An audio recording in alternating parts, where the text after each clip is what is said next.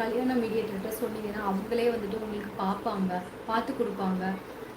உங்களுக்கு வீட்டுக்கு வந்துட்டு ஒரு ஒரு பொண்ணு வந்த மாதிரியே இருக்கும்.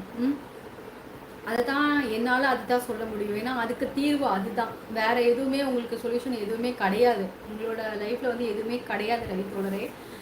இதுதான், ஏதாவது ஒரு பொண்ணை பார்த்து நீங்கள் கல்யாணம் கட்டிக்கோங்க, அதுதான். ஏன்னா இன்னும் உங்களுக்கு வந்து வயசு போயிட்டே தான் இருக்குமே தவிர இன்னும் வயசு வந்து உங்களுக்கு வரப்போகிறது கிடையாது. இப்போ உங்களுக்கு எப்படி 35 37 அந்த வயசு இருக்கும். கஷ்டப்படுற ஃபேமிலியில் பிள்ளைங்க இருப்பாங்க. அந்த மாதிரி பார்த்து கட்டிக்கோங்க. உங்கள் வீட்டுக்கும் விளக்கெரிச்ச மாதிரி இருக்கும். உங்களுக்கு அப்புறமும் உங்களோட தலைமுறைகள் சொல்லும்.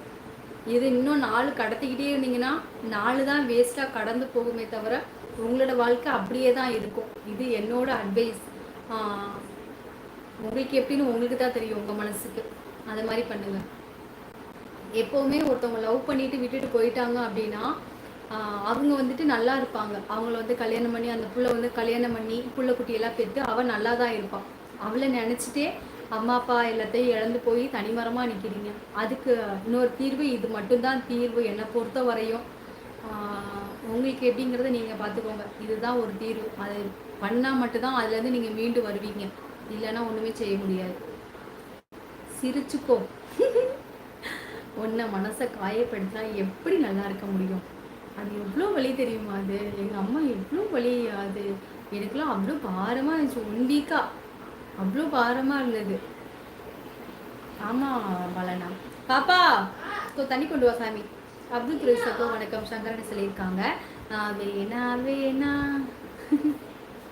மழை பெருசாக வந்துடும். இதே மலையில் பெரிதாக வந்து விட்டால் எங்களால் தாங்க முடியாது சார். நான் போயிட்டு வரேன். பாய்.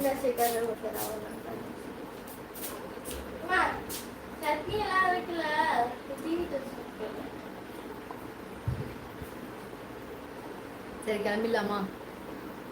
நாடக மீடியா சோகோ வணக்கம் சங்கரன் சொல்லியிருக்காங்க. கமல் சார் கிஷோர் சோகோ மனசுதான் நினையும். சூப்பர் சீசனா.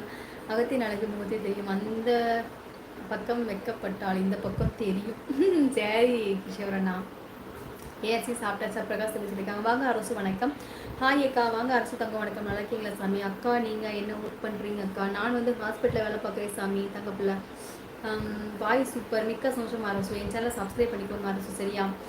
தலப்பிரியின் சகோ வணக்கம் சங்கரன் சொல்லியிருக்காங்க. சரி ஊட்டி கடன் தங்க பிள்ளை ரொம்ப ரொம்ப நன்றிடி சாமி. Monisha Sri Monisha Moni super super super தங்க பிள்ளை. வாங்க சங்கர் ப்ரோ அப்படின்னு பண்ணல சொல்லியிருக்காங்க. பட்டு ஐயோ. ஓகே ஷாம்மா. கவிதை கவிதை எப்படி நாங்களும் யோசிப்போம் பார்த்தோம். சரி நான் கண்ணன் சோகோ வணக்கம் சங்கரன் சொல்லியிருக்காங்க. அழகு தங்கம். அச்சோ சரி சப்ஸ்கிரைப் பண்ணிருக்கீங்களா அரசு? மழையில் நனைந்து எனக்கு ஜன்னி வந்தாலும் பரவாயில்ல, நான் தயார். கேஆர்சி எழுதிட்டீங்களா இல்லையா தம்பி? நீ எழுதியா இல்லையாடா?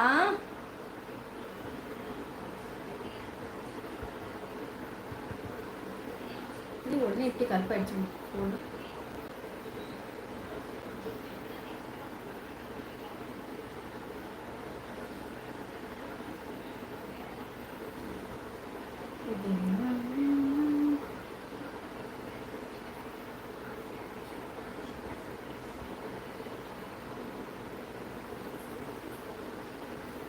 மாலையில் நடந்து. ஓகே கமல்ஹாசன் சோக வணக்கம் சொல்லியிருக்காங்க. அவள் தான் நமக்கு அப்படின்னு மேனேஜர். சூப்பர் சூப்பர் மோடி தங்கம்.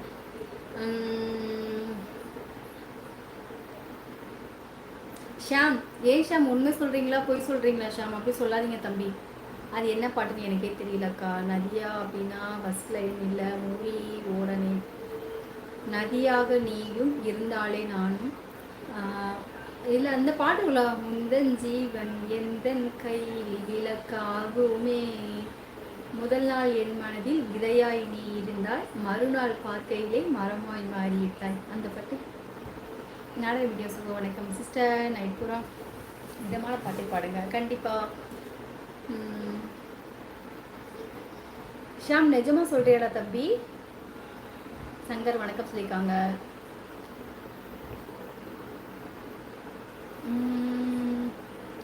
சங்கர் வணக்கம் பாலனை சொல்லியிருக்காங்க.